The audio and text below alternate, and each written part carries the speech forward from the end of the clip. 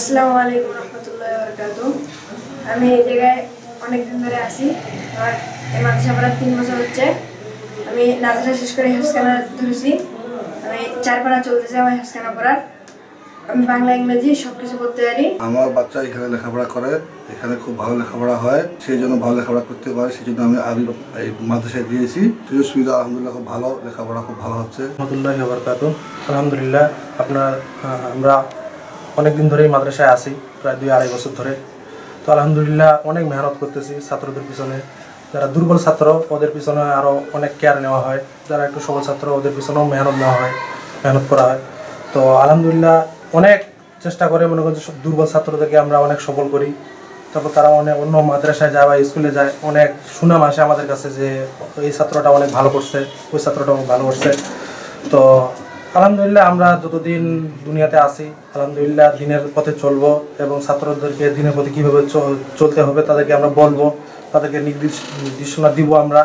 তো আলহামদুলিল্লাহ যাক, এই মাদ্রাসা অনেকদিন ধরে আমরা আছি, তো আমরা থাকবো ইনশাআল্লাহ। দিনাজপুর মুহিউস-সুন্নাহ মাদ্রাসা আমি 2019 সালের 1 জুলাইতে শুরু করি। এই পর্যায়ক্রমে আমি 2024-এ আমরা নভেম্বর পদার্পণ করছি। তো শুরু লগ্নেই আমাদের বাচ্চা অল্প পরিসরেই শুরু করি আর কি। এখন পর্যন্ত আমাদের বাচ্চার সংখ্যা দাঁড়াইছে 225 জন। শুধু অ্যারাবিকে এরকম না, আমরা বাংলাও যেটা আছে, ইংরেজি যেটা আছে, অঙ্ক যে মানে জাগতিক শিক্ষাটা, এটাও আমরা মানে স্কুল সিলেবাসেই দেওয়ার চেষ্টা করি। তো পরবর্তীতে আমি চিন্তা করলাম যে ক্লাস 3 পড়ার পরে কি করবে। তখন আমি আবার আমরা জেনারেল যে শিক্ষা কারিকুলাম আছে আমাদের প্রাইমারি সেকশনটা, তখন এটা নিয়ে আমি বিভিন্ন জায়গায় যারা এটিও আছে তাদের সঙ্গে বিরলে আমি যোগাযোগ করি। পরে আমার এটা কিন্তু কিন্ডারগার্টেন নামে একটা অনুমোদন হয়েছে, দিনাজপুর মুহিউস-সুন্নাহ কিন্ডারগার্টেন অ্যান্ড মাদ্রাসা। এটা দিয়ে আমি ক্লাস 5ও নিবন্ধন করছি। কিন্তু এখানে একটা কথা আছে, 3 পড়ার পরে আমরা যে সকল বাচ্চাদের মেধা ভালো হয় তাদেরকে আমরা 3 পড়ার থেকেই হেফজখানার যারা উপযুক্ত হয় তাদেরকে আমরা হেফজখানায় নিয়ে নিই।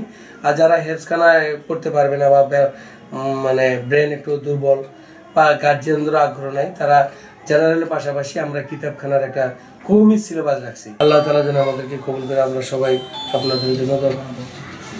আর আমাদের আগামীতে টার্গেট আছে আরও সুন্দর পরিবেশে যাতে করে আমরা বাচ্চা আরও বৃদ্ধি করতে পারি এবং মুসলমানের যে সন্তানগুলো আছে আমরা কোরআন হাদিসের শিক্ষার সমন্বয়ে জাগতিক শিক্ষা দিয়ে যেন আমরা এই সমাজটাকে মনে করেন যে আমরা কোরআনের শিক্ষায় শিক্ষিত করতে পারি।